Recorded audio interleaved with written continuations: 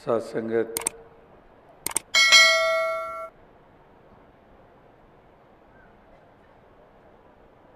करीब 2 बरस के बाद बिहार झारखंड का समागम आयोजित हुआ है, जो 2013 में पटना शहर में ऐसा ही विशाल भव्य रूप बना और आज फिर से रांची के इस शहर में, झारखंड की राजधानी में आप सभी श्रद्धा भक्ति भाव से युक्त होकर उपस्थित हुए हैं। और यहाँ जो झारखंड बने चंद बरस हुए, लेकिन समूचे बिहार में यही प्रांतीय समागम कहीं पटना, कहीं समस्तीपुर, कहीं बरौनी, कहीं धनबाद, कहीं बोधगया, इस तरह से अलग अलग स्थानों पे समय समय के ऊपर आयोजित होता आया है। और रांची में भी ये दूसरी बार समागम का आयोजन, और वो भी पूरे 15 बरस के बाद सन 2000 में इसी शहर में ये बिहार का समागम हुआ था। जैसा कि अभी 2 दिन पहले ही मध्य प्रदेश और छत्तीसगढ़ का समागम जबलपुर में संपन्न हुआ, जहाँ से यहाँ पहुँचे हैं, तो उस जबलपुर शहर की भी बारी 19 बरस के बाद आई। तो इस तरह से स्थान स्थान के ऊपर, जगह जगह के ऊपर ऐसे समागमों का आयोजन, एक ही अभिप्राय, जिन हालातों का भी जिक्र हुआ है, इंसान की फितरत का, इंसान की मानसिकता का जिक्र हुआ है, ज्ञान की रोशनी और अज्ञानता के अंधकार का जिक्र हुआ है। तो अभिप्राय यही है कि इंसान की मानसिकता, इंसान की सोच, इंसान की भावनाएं, इनमें एक ऐसा बदलाव आए जो बदलाव उसके स्वयं के लिए और संसार के लिए वो लाभदायक साबित हो सके। इंसान अंधकार ढोता चला जा रहा है, अंधेरे में विचरण करता चला जा रहा है, तो उजाला आ जाए जीवन में। जैसे कहा भी है कि तिमिर गयो रवि देखते, और ये तिमिर अंधकार मिट जाता है रवि सूर्य के उदय होने से। भक्ति गई अति लोभते, और एक लोभ लालच की भावना से हमें निजात मिलती है अगर भक्ति वाली भावना हमारी बन जाती है। तो इस प्रकार से ये अंधकार के प्रतीक, जो विपरीत भावनाएं जिनको हम कहते हैं, ये अंधकार के प्रतीक हैं। ये डार्कनेस जिसको हम कहते हैं, अंधेरा जिसको हम कहते हैं, तो ये अंधेरा मन में भी छाया हुआ है और आत्मा भी अंधकार में है। आत्मा और मन दोनों को रोशन करने की यहाँ पर बात हो रही है। छोटे से बच्चों की रचना से भी आपने सुना, जवानों की, बुजुर्गों की, बहनों की, माताओं की रचना से आपने आज भी, जब से ये सत्संग का आरंभ हुआ, शायद 6 साढ़े 6 से घंटे हो गए होंगे, और हर एक ने इन्हीं पहलुओं की तरफ ही सबका ध्यान अग्रसर किया है कि हमने अपनी आत्मा का भी संवारना है, अपने मन को भी दुरुस्त रखना है। आत्मा जो जन्मों जन्मों से नाना शरीर धारण करती आ रही है, क्योंकि इस आत्मा को अपने निज रूप की पहचान नहीं है, निज घर की पहचान नहीं है। जैसे भगवान कृष्ण ने कहा कि इसी कारण ये आत्मा शरीर बदलती रहती है, जैसे शरीर के लिए हम वस्त्र बदलते रहते हैं, आत्मा के लिए भी शरीर वस्त्र है और ये आत्मा भी शरीर बदलती रहती है। जम जम मरे मरे फुन जमे, बहुत सजाए प्या देश लम्हे, कादर करीम ना जाना जे तो तिल पीड़े जो कहानियाँ। कि ये chain of births and rebirths, it continues endlessly ever. लेकिन केवल और केवल ये पहलू नहीं है। भगवान कृष्ण ने ये भी बात कही है कि अगर आत्मा मुझ अविनाशी को मेरे असल रूप में जान लेती है तो वही आत्मा मोक्ष और मुक्ति की पात्र बन जाती है। मोक्ष और मुक्ति का मतलब कि वही जन्मना और मरना, शरीर धारण करना, उनसे निजात हासिल हो जाती है। तो इंसानी जन्म को जब जब भी जिसने पाया है उसके लिए सबसे अहम बात करने लायक यही मानी गई है। वेदों, शास्त्रों में, धर्म ग्रंथों में इसी का ही बयान है, यही जिक्र है कि अवर काज तेरे किते ना काम, मिल साध संगत भज केवल नाम। कि हे इंसान, इस मनुष्य जन्म को पाकर जो सबसे ज़रूरी लाजिम कार्य है, अगर वही अछूता रह गया तो फिर तेरी बात बनने वाली नहीं है। फिर तो मंदभागा है, तो एक खुशकिस्मत नहीं है। भाग्यवान और खुशकिस्मती उसी की मानी जाती है जो इस संसार में पैदा होकर सबसे लाजिम कार्य को कर लेता है, इस मंजिले मकसूद को पा जाता है। आत्मा के भेद मिट जाते हैं, आत्मा परमात्मा से जुड़ जाती है, आत्मा को अपने मूल की पहचान हो जाती है। इसी देही में रहते हुए अक्सर कहा जाता है ये देही तो बर्तन है, बर्तन टूटेगा, आत्मा परमात्मा से मिल जाएगी। अगर बर्तनों के टूटने से ही आत्मा परमात्मा से मिल जाती है, फिर तो कत्लो गारत करते रहो, डाके चोरियां डालते रहो, बर्तन तो उनका भी टूट जाता है। फिर तो वो भी बर्तन टूटा और आत्मा परमात्मा से मिल गई। ये बर्तन बीच में उस तरह से वो बर्तन नहीं है। अगर बर्तन है तो वो ढक्कन उसका माने हम कि जैसे गागर का ढक्कन है और वो ढक्कन अज्ञानता रूपी है। अज्ञानता हटेगी तभी अंतर बाहर का जल एक हो जाएगा। तो ही मोही मोही तो ही अंतर कैसा। इसी देही में रहते हुए कबीर जी ने प्राप्ति की। शरीर छोड़ जाने के बाद कोई गैबी आवाज़ में कोई आकाशवाणी नहीं की। इसी शरीर में रहते हुए यही लखता करने के बाद, यही बोध गुरु के चरणों में जाकर रामानंद जी की कृपा से ये बोध हुआ, तो फिर इसी देही में होते हुए जीवन काल में ही कह रहे हैं कि अब तो जाए चढ़े सिंहासन, मिले हैं सारंग पानी, राम कबीरा एक भय हैं कोई न सके पहचानी। अब कोई कहे कबीर को कि शरीर में हो कहाँ पर एक में, कहाँ पर राम कबीरा एक भय, कैसे शरीर में हो। तो ये शरीर में ही रहकर इस लोक में ही हमने परलोक भी संवारना होता है, जिसका सीधा सा नाता आत्मा के साथ है। तो आत्मा की भी हमने सोचना है, आत्मा के बारे में सोचना है। शरीर में क्योंकि विचरण करते हैं, केवल और केवल हमारा ध्यान शरीर की तरफ जाता है। इस शरीर को रिष्टपुष्ट, इस शरीर को भोजन, इस शरीर को सुंदर लिबास, इस शरीर की सुंदरता, तो शरीर के तल तक ही हम रह जाते हैं और सारी उम्र बीत जाती है। अगर शरीर के तल तक ही रहना है, फिर तो 84 लाख योनियां भी तो शरीर के तल पर ही। भोजन वो भी, जितने भी योनियां जिसको हम कहते हैं, पशु कहते हैं, जानवर कहते हैं, पंछी कहते हैं, कीड़े मकोड़े कहते हैं, भोजन वो भी करते हैं।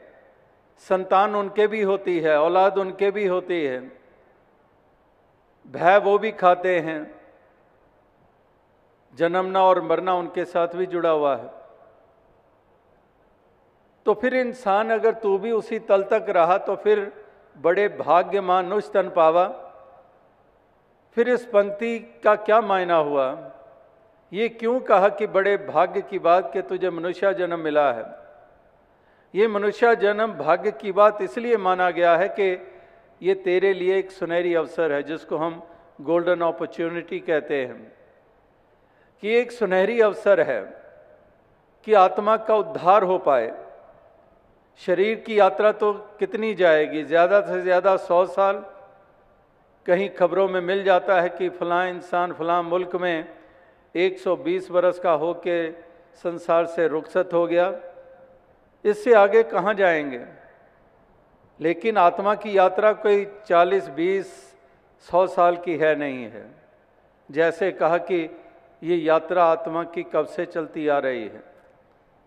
तो इसलिए जिसका सबसे ज़्यादा सोचना है उसकी तरफ ख्याल ही नहीं जाता है, और केवल शरीर और प्राप्तियां, उपलब्धियां यहीं तक अपने जीवन को सीमित रख देते हैं।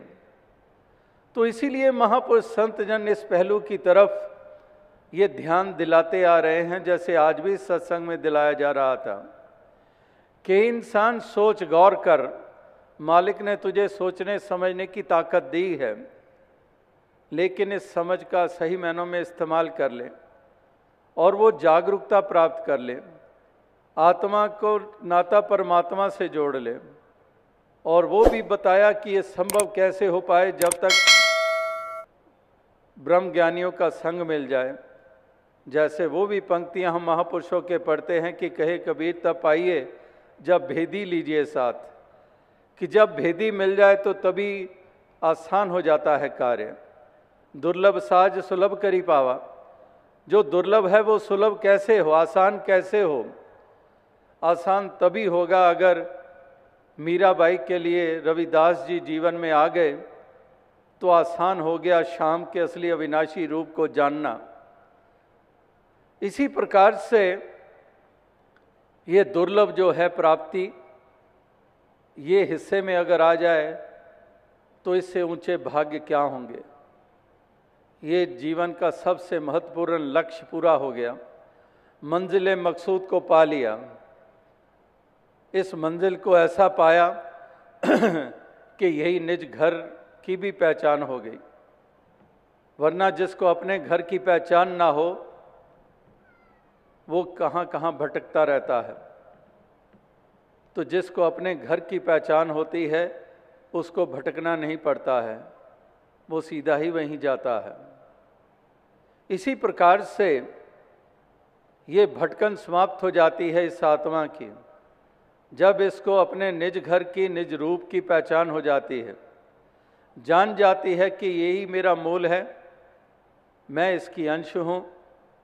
और जिस मूल को जाना, ये मूल अविनाशी भी है, ये अचल भी है, अजन्मा भी है, जिसको कोई बनाने वाला नहीं है, जिसको स्वयंभू कहा गया है, जो खंडित नहीं होता है, जिसकी कोई रंग नस्ल जाति नहीं है। तो जब ये जाना इसको इसके रूप में, जैसे अभी भी जिक्र हो रहा था, कुरुक्षेत्र के मैदान में भगवान कृष्ण के द्वारा अर्जुन को ये बोध कराया जाना, जिसके कारण वो 10 दिशाओं की तरफ नतमस्तक हो जाता है, उससे पहले क्यों नहीं हुआ? वो जब ज्ञान की चक्षु दिए जा रहे थे कुरुक्षेत्र के मैदान में, वो चक्षु प्राप्त करने के बाद क्यों चारों तरफ 10 दिशाओं की तरफ नतमस्तक हो रहा है? क्योंकि तब उसने भगवान कृष्ण के असली अविनाशी रूप के दर्शन किए, जो कि अविनाशी, जो खंडित नहीं होता, जो सारी यूनिवर्स को बनाने वाला, जो सारी यूनिवर्स को बनाने वाला भी है और उसमें उपस्थित भी है। जैसे अवतार वाणी में भी हम पढ़ते हैं कि ये 9 चीज़ां दृष्ट मानने जिसनों कहंदे माया है, 10वां ब्रह्म इना तो वखरा इना विच समाया है। कि इस प्रकार से ये इसी में समाया है। अभी भी रामनवमी आने वाली है और महाराष्ट्र में मुंबई में गए तो कुछ बरस पहले वहाँ मराठी में महापुरुष समागम पे, जैसे इस वर्ष पहला ही प्रांतीय समागम मुंबई में हुआ था 23 जनवरी से लेकर 26 जनवरी तक। तो वहाँ तमाम समागम 90% मराठी भाषा में ही चला। और वहाँ मराठी में वो महापुरुष बता रहे थे कि जब ये राम नवमी शब्द हम सुनते हैं तो कहने लगे कि मुझे तो यही ध्यान आ रहा है कि ये राम नौ में है।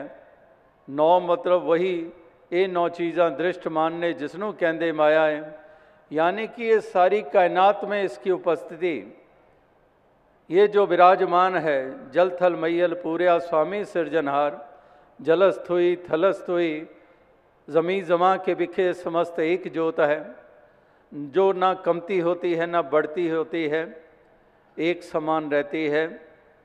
तो जब आत्मा ने अपने इस निज रूप को जान लिया तो साथ में ये भी बोध हो गया कि जिसकी मैं अंश हूँ इसकी तो कोई जाति ही नहीं है। क्या परमात्मा की जाति है? अगर सूर्य की जाति नहीं है तो उसकी किरणों की जाति कहाँ पर आ गई? यानी कि एक मन में भी अब उजाला आ गया। जहाँ आत्मा को रोशनी मिली, आत्म रोशन हुआ, वहाँ पर इसी जानने के बाद मन में भी वो रोशनी उत्पन्न हो गई। मन में भी जो भ्रम पैदा हुए थे जाति पाति को लेकर, ऊंच नीच को लेकर, जिसके कारण अपनी जाति पे अभिमान और दूसरे के ऊपर जुल्म, दूसरों का तिरस्कार, दूसरों को मलेच्छ, दूसरों को अछूत, ये कह के हम दुर्व्यवहार करते चले गए। वही बात जो अरम्य दास ने कही कि अंधकार, डार्कनेस, अज्ञानता रूपी अंधकार, अज्ञानता के कारण ही, क्योंकि परमात्मा को नहीं जाना। जिन्होंने जान लिया फिर जाति पाति पूछे नहीं कोई, हर को भजें सो हर का होई, फिर कोई वो सवाल नहीं रह जाते हैं। यानी कि आत्मा में भी रोशनी स्थापित हो गई, वो तिमिर मिट गया, वो अंधकार मिट गया, वो भ्रम मिट गया। क्योंकि भ्रम मिट ही नहीं सकते जब तक उजाला ना हो। अगर उजाला ना हो तो रस्सी भी सांप है, अगर उजाला हो जाता है तो ठीक ठीक नजर आ जाता है ये तो रस्सी है। खामखाही मैं रात भर यहाँ मंडेर पर खड़ा रहा, घर वाले भी फिक्र करते रहे कि आया क्यों नहीं, इतनी देर हो गई, सवेरा होने को है। और जब सूर्य की पहली किरणें पड़ी और वही इंसान माथे पे हाथ मारता है कि इस पगडंडी पर रात भर खड़ा रहा कि ये सांप आगे सरके तो जाऊं, दाएं भी पानी बाएं भी पानी, और किरणें पड़ी सूर्य की तो देखता है तो रस्सी है। यानी कि उजाला हुआ तो वो सांप की जो मान्यता मानी हुई थी कि ये सांप है, वो भ्रम तभी तो मिटा। और भ्रम ने उसको बंधन में डाला हुआ था, बंधन में ही तो था। बेशक उसके पाँव में कोई बेड़ियां नहीं थी, कोई पाँव में जंजीर नहीं थी, कोई पाँव में रस्सी से बांधा नहीं हुआ था कि वो आगे नहीं जा पा रहा है, कोई रस्सी कोई जंजीर नहीं थी, लेकिन फिर भी बंधन में। और बंधन का कारण भ्रम, और भ्रम का कारण अंधकार। तो इसीलिए महापुरुष कहते हैं कि मूल को पकड़ो, अंधकार मिटाओ। अंधकार अज्ञानता का मिटेगा तो भ्रम भी मिट जाएंगे, भ्रम मिटेंगे तो बंधनों से भी निजात मिल जाएगी। ये तेरे मेरे के सवाल, तोर मोर की जेवरी बट बांधा संसार, एक कबीरा क्यों बंधे जाका नाम आधार। फिर ये बंधनों से मुक्त हो जाते हैं, फिर वसुदैव कुटुंबकम वाली भावना स्थापित होती है। फिर सारी वसुधा के ऊपर बसने वाले सारे अपने हैं, ये मेरे ही हैं, ये मेरे परम पिता की संतान, ये भी है मैं भी हूँ। माटी एक अनेक भांति कर साजी साजन हारे, ना किच पोच माटी के भांडे ना किच पोच कुम्हारे। कि यही कुम्हार है, यही कुम्हार ने ये रचना रची है। कुम्हार ने मिट्टी भी वही इस्तेमाल की है जो 5 तत्व हम कहते हैं कि ये 5 तत्व का पुतला है। 5 तत्व इसी मिट्टी का इस्तेमाल किया कुम्हार ने और नाना रूप उसको दे डाले। कुम्हार भी वही, मिट्टी भी वही। केवल आकृतियों में बदलाव। तो आकृतियों में बदलाव, हमारी संस्कृतियों में बदलाव, कोई धोती पहनता है, कोई पैंट पहनता है, कोई पगड़ी पहनता है, कोई टोपी पहनता है, कोई भोजपुरी बोलता है, कोई अवधी बोलता है, कोई संस्कृत बोलता है, कोई गुरमुखी बोलता है, कोई गुजराती, मराठी, राजस्थानी, असमिया, बांग्ला, उड़िया बोलता है, कोई फ्रेंच या डैनिश या स्पेनिश बोलता है, कोई मैंड्रिन या चाइनीज़ या जापानीज़ बोलता है। ये सब बाहरी आकार, बाहरी रूप, बाहरी सिलसिले, मट्टी वही, पांच तत्व, सभी पांच तत्व के बने हुए हैं। वो पंक्ति याद आ गई जब पांच तत्वों का जिक्र किया। करीब शायद 35-40 बरस हो गए होंगे अपने ही मिशन में, जितने कितने कितने गीतकारों ने कितनी कितनी रचनाएं लिखी हैं। आज भी आपने अनेकों भाषाओं में गीत भजन श्रवण किए। तो बहुत अरसा पहले वो एक गीत गाया जाता था सत्संग में, और वो पंक्ति अभी जहन में आ गई कि डंका सुनो डंका, होगी भस्म की ढेरी तेरी पांच तत्वों की लंका। कि ये डंका बज रहा है, ये डंका बज रहा है, ये संदेश दिया जा रहा है, ये संदेश दिया जाता रहा है। याद रख के होगी भस्म की ढेरी, ये भस्म हो जाएगी तेरी पांच तत्वों की लंका। ये तेरी लंका शरीर रूपी ये पांच तत्वों की ये भस्म हो जाएगी। एक खाक का पुतला खाक की ढेरी में तब्दील हो जाएगा। और आगे उसमें कहा जा रहा है कि हे मन रावण, सीता सूरत को कब राम से मिलाएगा। कि इस प्रकार से हे मन रावण, ये मन ही तो बीच में आ जाता है। रावण अभिमान का प्रतीक, ये मन ही तो अभिमानी हो जाता है। मैं क्यों जाऊं, मैं इतनी पढ़ा हुआ, मैंने इतने अध्ययन, मैंने यात्राएं, मैंने स्नान, मैंने ये मैंने वो किया हुआ है, मैं क्यों जाऊं, मैं क्यों नतमस्तक हूं। बीच में अभिमान आ जाता है, हंकार आ जाता है। जैसे वो भी पंक्ति महापुरुषों की आती है कि चाले थे हरि मिलन को और बीचे अटका चीत। बीच में चित अटक गया, बीच में अहम आ गया, बीच में वो बहाने आ गए। तो महापुरुष संत जन कहते हैं कि टाले टोले दिन गया बेहाज बढ़न तो जाए, ना हर भज्यो ना खत पट्यो काल पहुँचो आए। तो इस प्रकार से ये महापुरुष संत जन यही कहते हैं। जो बात हो रही थी कि पांच तत्वों की, सभी एक मिट्टी से बने हुए, फिर ये भ्रम मिटा मन का और जाति पाति की दीवार गिर गई। और क्योंकि इस एक को, परमात्मा को इस एक करके जान लिया, फिर मज़हब मिल्लत की भी दीवार गिर गई।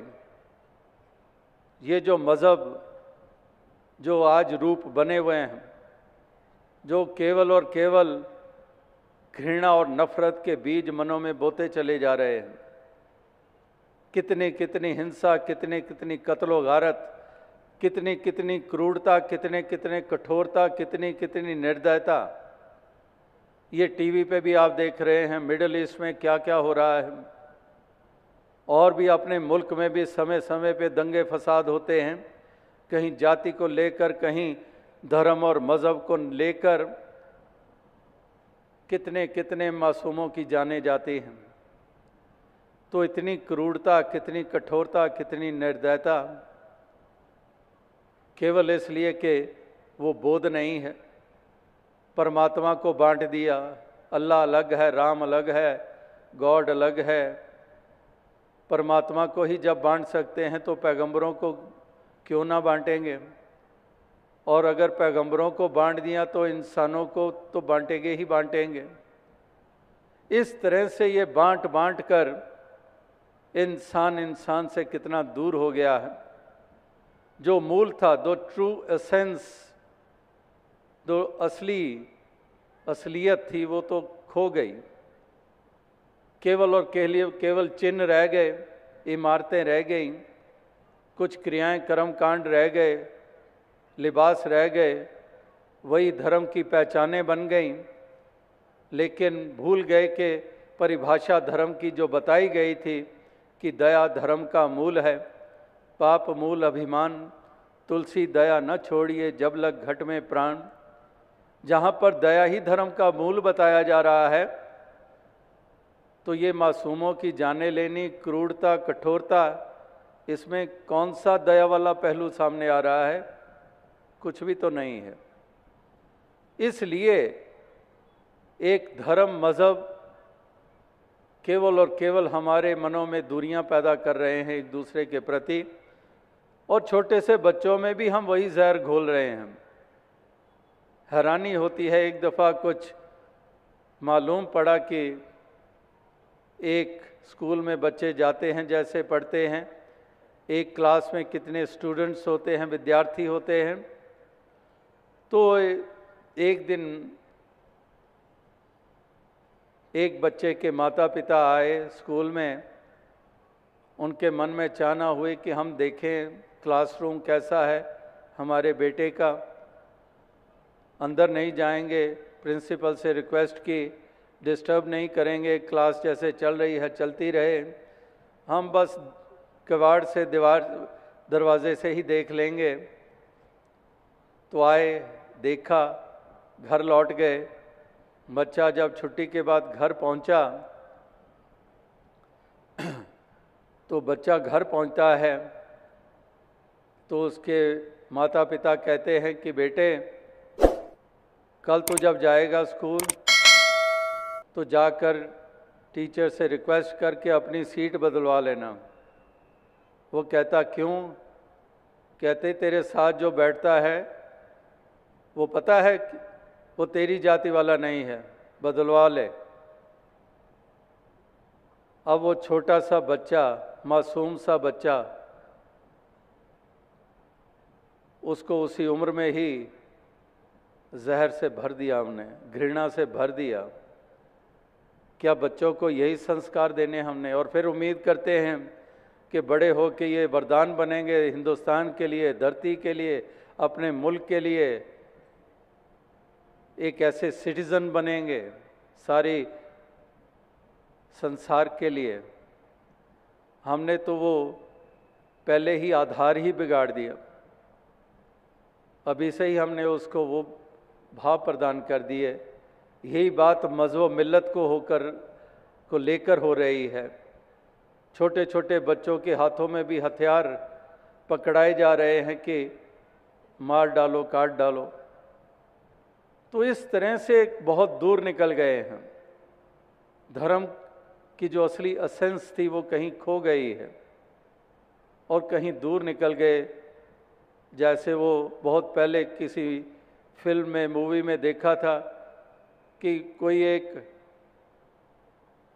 हीरे की बात हो रही थी और किसी डिब्बे में हीरा था। वो डिब्बा उठाया, वो एक दूसरे की तरफ फेंक रहे हैं और दूसरे लपकने के लिए उनकी एक की तरफ आए, उससे डब्बा लेने के लिए वो अपने साथी की तरफ डब्बा उछाल कर फेंक दे, वो कैच कर ले, फिर उसकी तरफ दो भागे, वो फिर अपने तीसरे साथी की तरफ डब्बा फेंक दे कि इनके हाथ ना लगे। तो वो बचाते बचाते वहाँ से जब सफलतापूर्वक भाग निकले और जब वहाँ पहुँचते हैं तो देखते हैं डब्बा खाली है। इतनी जद्दोजहद भी हुई, इतना कुछ हुआ भी, और डिब्बे में कुछ था ही नहीं और उसके लिए जान भी जा सकती थी। तो यही देखकर ध्यान में आया कि यही तो नहीं कहीं हो रहा है कि धर्म अपने आप में अलोप हो गया और जिस धर्म को धर्म हम मान बैठे हैं उसको ही लिए जा रहे हैं और एक दूसरे से के ऊपर जुल्म और सितम करते चले जा रहे हैं और बीच में तो खो ही गया है जो असल था। तो इसलिए असलियत की तरफ जाना है। एक मानवता ही सच्चा धर्म है, इंसानियत ही सच्चा धर्म है। अगर इंसानियत ही चली गई, बाकी सब कुछ हमने बना डाला, बहुत कुछ हमने संभाल लिया, लेकिन मानवता, इंसानियत ही हाथों से निकल गई। बात वही है फिर तो धर्म तो रहा ही नहीं, उसको तो हमने कुचल दिया, मसल दिया। वो तो है ही नहीं, मानवता है ही नहीं, इंसानियत है ही नहीं, दया है ही नहीं, करुणा है ही नहीं, प्रेम है ही नहीं। 2.5 अक्षर प्रेम के पढ़े सो पंडित होए। कबीर जी कह कह के थक गए कि धार्मिक होना, हमारी पंडिताई इसी में है कि 2.5 अक्षर प्रेम के सीख जाएं, वरना पोथी पढ़ पढ़ जगमुआ। तो इसलिए अगर प्रेम भी नहीं है, दया भी नहीं है, करुणा भी नहीं है, एक दूसरे के लिए सद्भाव ही नहीं है, सब कुछ विपरीत है, फिर कौन सा धर्म? किस धर्म को ऊंचा मानकर चला जा रहा है? किस धर्म के लिए इतनी जय जयकारें बुलाई जा रही हैं? तो ये विचारना होगा, ये सोचना होगा, ये मूल्यांकन करने होंगे, अंतर झांकना होगा। ये नहीं कि बस चलते चले जाओ, चलते चले जाओ, सोचे समझे बगैर। तो यहाँ पर निरोल इस परम अस्तित्व परमात्मा की बात हो रही है, मानवता की बात हो रही है, इंसानियत की बात हो रही है, दीवारों को गिराने की बात हो रही है, एक दूसरे को गले लगाने की बात हो रही है, हर प्रकार के भेद वाले भाव मिटाकर एक इंसान को इंसान के रूप में देखते हुए एक दूसरे का भला मांगते भी चले जाएं, एक दूसरे का भला करते भी चले जाएं, और छोड़ दें वो विपरीत भावनाएं। जैसे कि हालात जैसे आज हैं, एक वो बात ध्यान में आई कि एक इंसान अपने ही पालतू कुत्ते की पूंछ काट रहा था और दूसरा पूछता है कि क्या हुआ तेरी अकल को, ये अपने कुत्ते की पूंछ क्यों काट रहा है?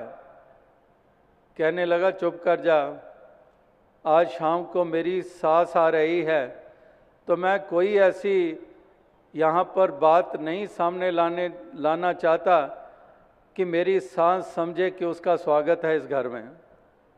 अगर वो आई, ये कुत्ता कहीं पूछ हिलाएगा, प्यार जताएगा, तो मैं पूरा ये उसको मैसेज देना चाहता हूँ कि she is not welcome here, कि अपने कुत्ते की पूंछ ही काट डाली।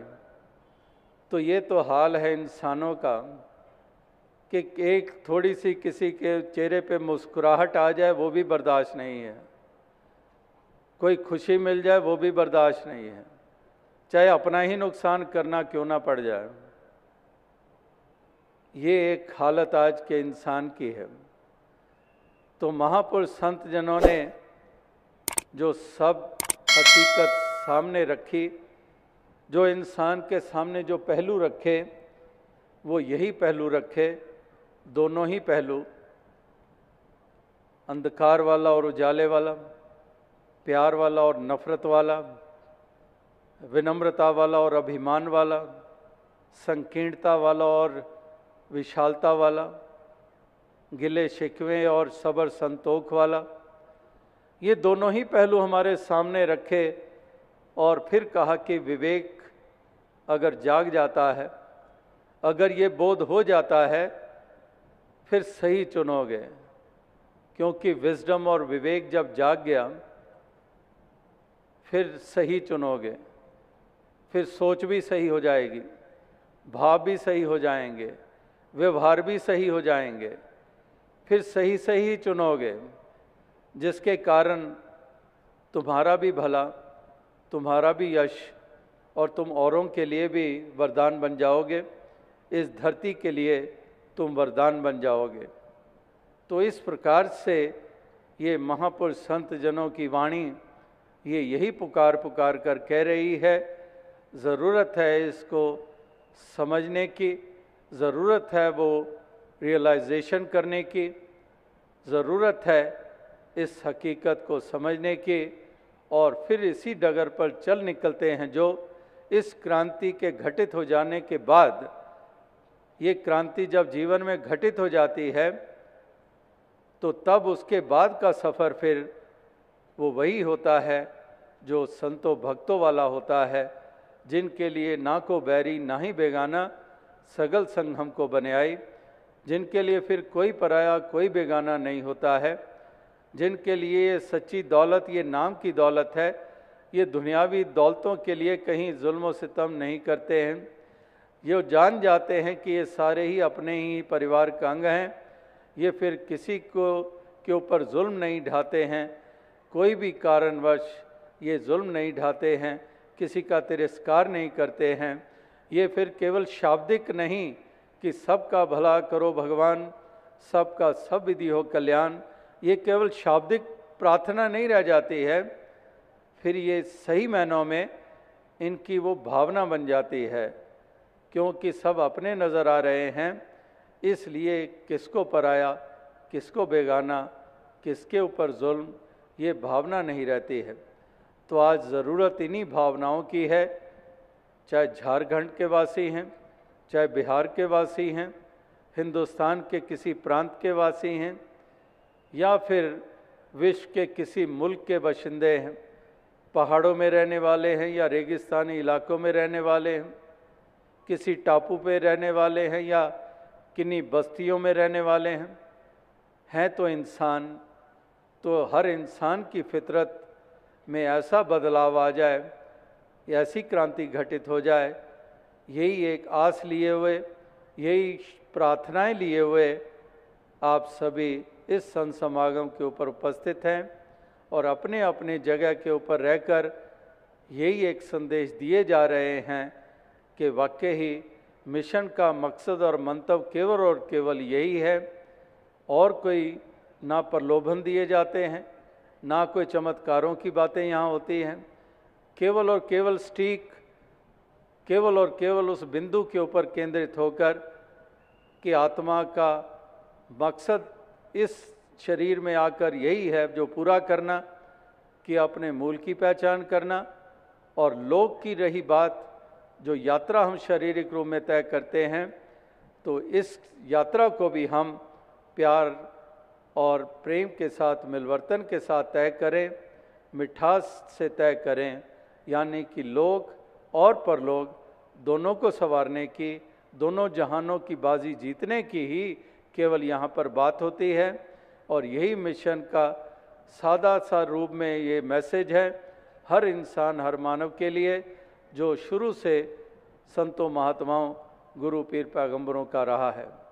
तो दास और अधिक शब्दों का सहारा ना लेता हुआ इन्हीं शब्दों से आपसे इजाज़त चाहेगा, क्योंकि समय काफ़ी आगे निकल चुका है और आज पहले दिन इस समागम में भरपूर आनंद लिया गया, और यही प्रार्थना कि कल भी ऐसा आनंदमय वातावरण और मधुर अमोलक वचन अनेकों अनेकों रूपों में जैसे आज आपने सुने अनेकों भाषाओं में, तो कल भी वचनों का आनंद भी ले पाएँ और अपने आप को और सुदृढ़ कर पाएँ भक्ति के ऊपर, इंसानियत के ऊपर। साथ संगत जी।